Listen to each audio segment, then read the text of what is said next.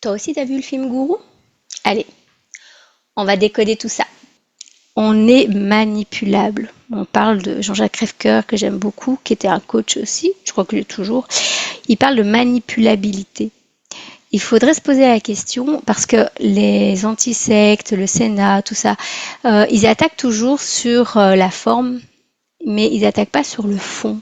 Le fond de pourquoi il y a autant d'humains qui se font manipuler. Et le marketing, il est basé aussi sur la manière dont les personnes vont fonctionner. Non seulement les personnes ont besoin en fait d'être manipulées pour acheter. Alors d'un côté il y a cette problématique là qu'on a l'habitude d'acheter avec toutes les techniques de manipulation qui ont été mises en place et pas avec notre alignement et ce qui est juste pour nous. Et d'un autre côté, la problématique qu'il y a, c'est que quand on donne bénévolement, t'offres des contenus gratuits pour t'aider à t'améliorer dans la vie et qu'à un moment donné, tu vois qu'ils offrent une formation, qu'ils proposent une formation payante, qui sont pas à des prix exorbitants, hein, comme c'est le cas dans le film.